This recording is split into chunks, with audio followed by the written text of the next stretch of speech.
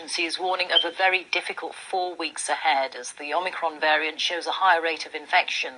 Dr. Susan Hopkins told a committee of MPs that people should take a lateral flow test before they socialise.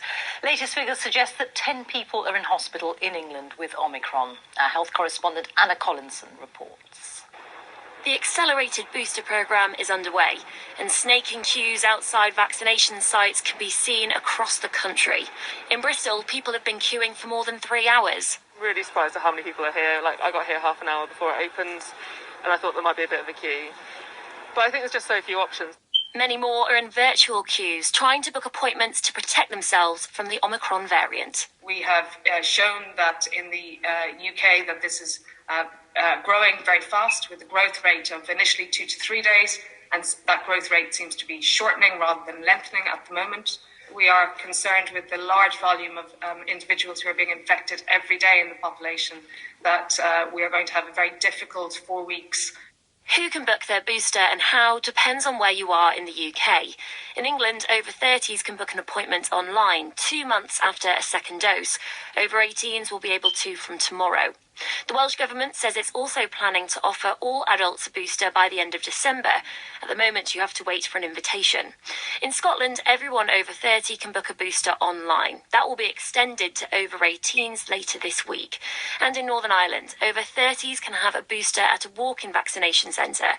You can book online if you're over 40 or have an underlying health condition. The government and the NHS are appealing for thousands of volunteers to help get jabs into arms. The military are also on hand, like here at St Helens on Merseyside. In the last 24 hours, it's been an absolute whirlwind of people coming forwards, people stepping up capacity, clinics opening longer, and we've managed to do all that in just a day. It'll take more than vaccines to slow the spread of Omicron, and a key tool is testing. Due to high demand, this morning there were no in-person PCR tests in England, but the BBC has been told more will be released this afternoon and home tests are available. High demand for lateral flow tests is also expected to intensify from today, as fully vaccinated people in England who come into contact with COVID are required to take the test for 7 days. Hopefully people are being sensible and only getting tests when they need them. If people can hold off and not get extra tests in just in case, that would also be helpful. Data suggests a booster will provide significant protection from the Omicron variant, but the former head of the UK's vaccine Taskforce has warned MPs that in the future, cheaper ways to administer jabs will be needed.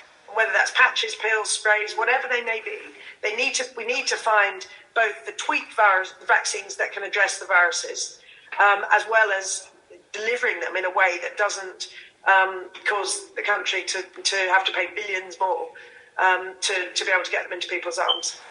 For now, though, the focus for politicians, scientists and health officials is protecting the public from the approaching Omicron wave, and boosters are the main defence. Anna Collinson, BBC News. It's expected that ministers will sign off the removal of all 11 African countries from the UK's red list today. Angola